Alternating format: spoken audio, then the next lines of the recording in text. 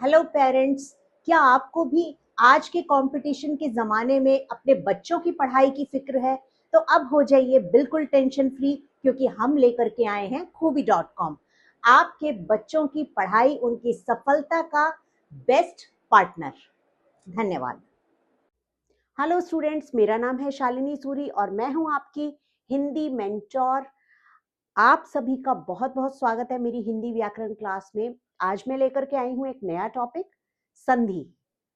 ठीक है, संधि का क्या मतलब होता है? संधि का मतलब होता है जो दो या दो से अधिक वर्णों या दो या दो से अधिक वर्णों या शब्दों के मेल से जो एक तीसरा वर्ण और शब्द बनता है उसको बोलते हैं संधि। ठीक है, तो आज हम बात करेंगे संधि के बारे में। कितनी तरीके की होती है संधि? संधि के प्रकार होते हैं 3। ठीक है, संधि के 3 भेद होते हैं। सबसे पहले स्वर संधि, स्वर संधि। दूसरा व्यंजन संधि, व्यंजन संधि, राइट। और तीसरा विसर्ग संधि। तो सबसे पहले हम बात करते हैं स्वर संधि की। स्वर संधि दो या दो से अधिक स्वर मिलकर एक नया स्वर बनाते हैं, उसको बोलते हैं स्वर संधि। ठीक है, जैसे फॉर एग्जाम्पल अ प्लस आ, इससे मिलके क्या बना? आ। ठीक है, एक तीसरा स्वर बन गया है ना। और अ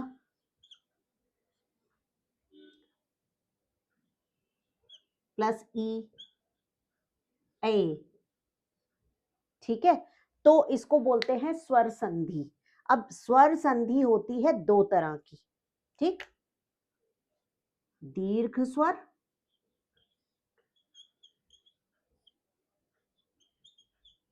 और लघु या फिर ह्रस्व स्वर।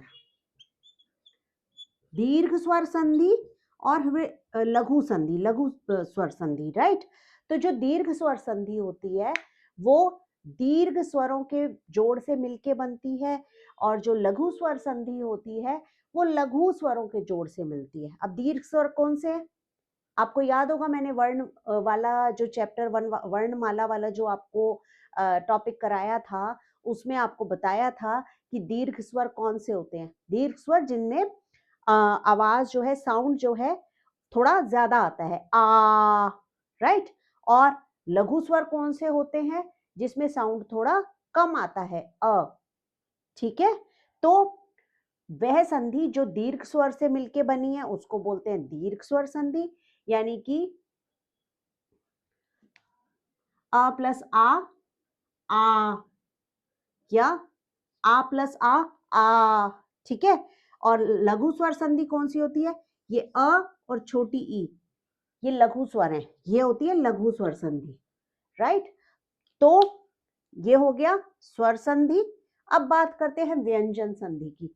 व्यंजन संधि क्या होती है? दो या दो से अधिक व्यंजन मिल करके एक नया जो है शब्द बनाते हैं। दो या दो से अधिक शब्द मिल करके एक नया शब्द बनाते हैं। ठीक है, इसको कहते हैं व्यंजन संधि। ये व्यंजनों से मिलके बनी है।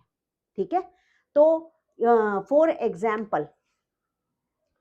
एग्जाम्पल जब दो व्यंजनों का मेल होता है तो एक तीसरा व्यंजन बनता है, तो इसको बोलते हैं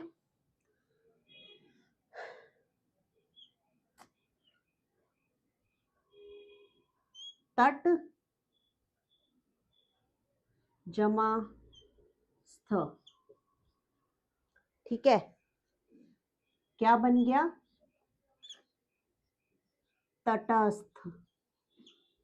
ठीक है, इसी तरीके से विद्या जमा आलय, ये क्या बन गया? विद्यालय। ये व्यंजन संधि क्यों कहलाएगी? क्योंकि इसमें व्यंजनों का यूज किया गया, सभी व्यंजन यूज किए गए हैं, राइट। इनफैक्ट यहाँ पे स्वर भी हैं इंक्लूडेड, बट फिर भी क्योंकि व्यंजन है तो इसलिए ये व्यंजन संधि कहलाएगी, ठीक है। यहाँ पे क्या ये टिपिकल स्वर संधि क्यों है? क्योंकि यहाँ पे सिर्फ स्वर यूज किए गए हैं, ठीक है। अब बात करते हैं विसर्ग संधि की।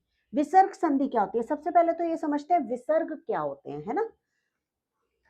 आपको याद होगा जो हमने वर्णमाला वाला जो चैप्टर करा था, जो हमने वो टॉपिक पढ़ा था, उसमें कुछ जो है स्पेशल वर्ण थे। कौन से वाले? एक ये वाला था स्पेशल वर्ण, अयोगवाह, अयोगवाह।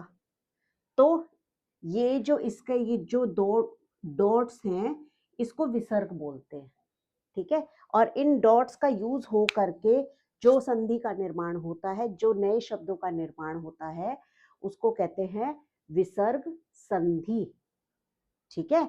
यानी कि जो अयोग वह वर्णों के निर्माण से जो संधि बनती है उसको बोलते हैं विसर्ग संधि। और इसको क्या बोलते हैं? दो डॉट्स को इसको बोलते हैं विसर्ग, राइट। जैसे